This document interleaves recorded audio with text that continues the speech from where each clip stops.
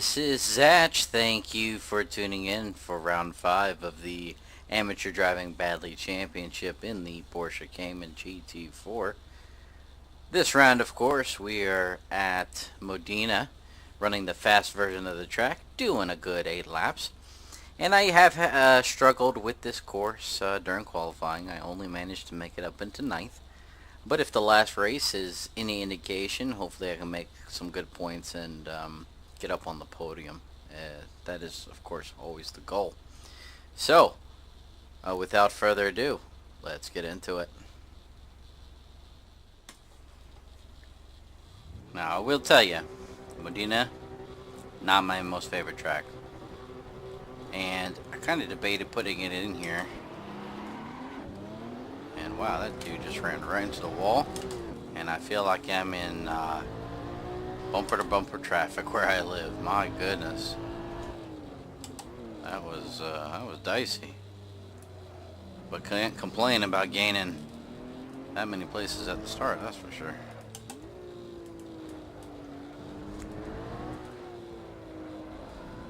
So we're racing on Modena for 2 primary reasons. One, it's a short track. I like short tracks. I like running races with a decent amount of laps, 8, 10, something like that. And this fits that bill. Number 2, I've raced this track in multiplayer with friends, and it's produced some good races, so get out of the way. And so it's got some nostalgia there, like I know that the track can produce good racing. It can produce tight quarters, it can produce good overtakes, etc., etc. But the problem with the track, oh, that's not the braking point. Wow. Oops. Totally missed my braking point, was too busy talking. And I almost feel bad about being in first. So I am actually going to let, if they will, the AI has a tough problem sometimes with passing. So I'm going to let a couple guys go by, and we'll see if we can overtake them. Except if I do that, first is going to get so far out ahead that I'll never be able to catch him. So, Dean, you're the only one that gets a break. Everybody else, sorry. So anyway, I know that this track can produce good races because I've been in them, I've experienced them.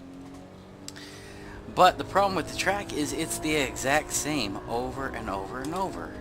And yeah, that's hyperbole, sure. What am I doing in turn 1? Get it slowed down, brother. I just need to focus a little bit, and I can drive this track better than what I'm doing right now. But yeah, so you come down the front straight, you take a hard right into some curly cues, into another straight, you take a hard right into some curly cues to, a really long sweeping, effectively long sweeping right-handed turn onto a straight. You take a hard right, curly cues, etc., etc., ad nauseum. And so, with that kind of lack of variety in the track, that's why I say not my favorite course. If the next championship I do after running through qualifying, what in the world am I doing? After running through qualifying and whatnot on this, I realize that I really have very little desire to race this track anymore. Just being honest with you guys. So probably won't feature it again. But I will say this. It is important to run a variety of tracks because you know how I was talking about taking a late apex through some corners. So on Modena, if you do not late apex some of these corners,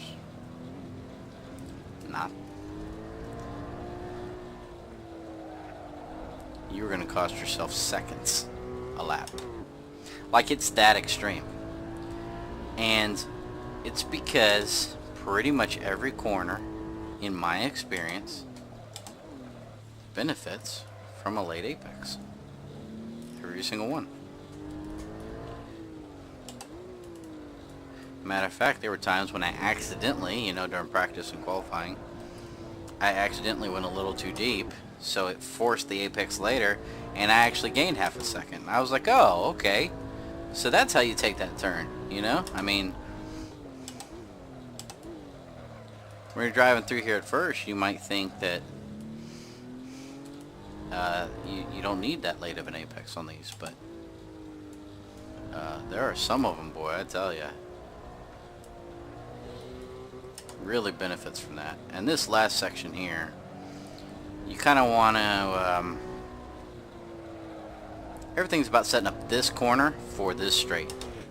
You kind of want to compromise the first sequence of that in order to get a better run through there. I think I really think that gains 2 or 3 tenths between the 2 laps. It's hard to tell because you're completing one lap and going into another, but if you don't get through there fast, or as fast as you can,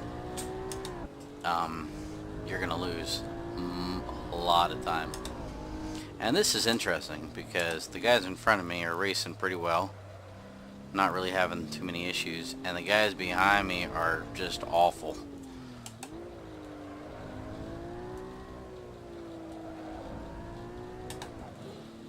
And I don't know if it's because, maybe there's a slow guy and they can't get around him, or the AI just in general is having trouble with this track. I'm not sure. I have heard on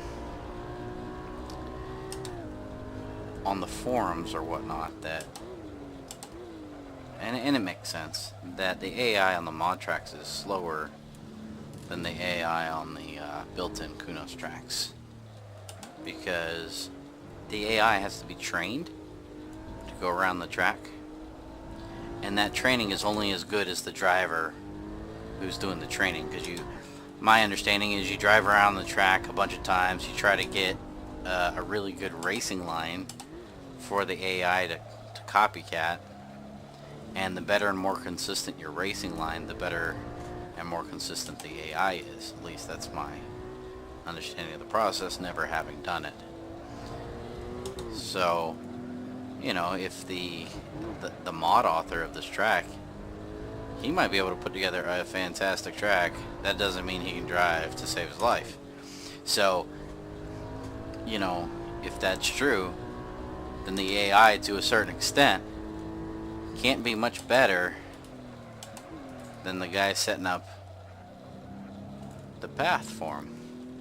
Like, if I was setting up the path for the AI, they'd be much slower probably, because consistency is not my strong point.